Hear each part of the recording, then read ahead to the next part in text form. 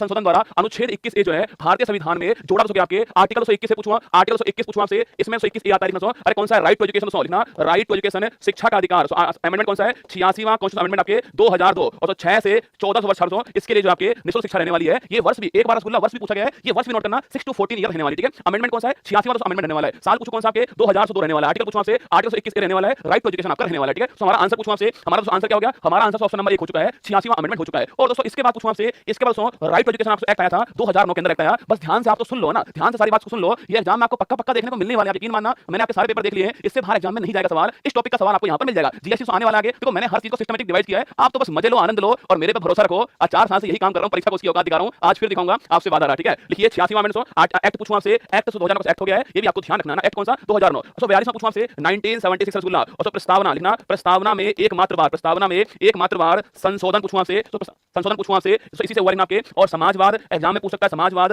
पंथ निरपेक्षता और अखंडता वर्ड पूछा आपसे, किससे जुड़ेगा आपके 42 अमेंडमेंट जुड़ गया अपना, समाजवाद, पंथ निरपेक्षता, अखंडता, तीन जुड़ गया आपके। और ये आपके अमेंडमेंट है 1976 अमेंडमेंट हो गया है। अरे इसी तरह तो भाई ये तो कह रहा हूं। अब तो पूछे आपसे लिखना, अगर पूछूं आपसे, अगर पूछे भाग 4 पूछूं आपसे, भाग 4 आर्टिकल नंबर 51 और फंडामेंटल लिखना, भाग 4 आर्टिकल नंबर 51 और मौलिक कर्तव्य। याद करो दोस्तों, याद करो, सरदार स्वर्ण सिंह कमेटी, ये भी आपको ध्यान रखना है। और दोस्तों कुल कितने आए? कुल 210 आए थे आपके। 11वां बाद में आते आपके 86वें अमेंडमेंट से 12वां जोड़ा गया था बाद में ना, बाद में 11वां 86वां अमेंडमेंट, ये भी आपको ध्यान रखना है ना। हमारा आंसर ऑप्शन नंबर 1 हो गया है। 91 पूछूं आपसे, 91 106 दोनों महत्वपूर्ण है। 91 पूछा आपसे, हमारे पास कितने मंत्री हो सकते हैं आपके? 15% मंत्री हो सकते हैं, ऐसा लिखा हुआ है 91 के अंदर 15% मंत्री हो सकते हैं। और ये वर्ष कौन सा है? वर्ष है 2003। सबसे महत्वपूर्ण नवीनतम अगर पूछे आपसे, नवीनतम कौन सा है? 106वां संविधान संशोधन। और लिखिएगा यह पारित कब होता है? 29 सितंबर 2023 से। इस तारीख नोट करना आपके, इस तारीख को नोट कीजिए। 106वां अमेंडमेंट पूछूं आपसे 29 सितंबर 2023 आपके। और रसगुल्ला पूछूं आपसे, यह कौन सा बिल दोस्तों आपके? यह 128 बिल छापना, 128वां बिल है, 106वां एक्ट है आपके। और इसे बोलते हैं नारी शक्ति लिखना, नारी शक्ति बंधन अधिनियम बोलते हैं इसको। और अगर पूछूं आपसे इसको पेश करने वाले कौन थे? इसको पेश करने वाले अर्जुन मेघवाल आपके, जो कि वर्तमान में भारत के कानून मंत्री, इनका नाम भी आपको छापना है। और पूछूं आपसे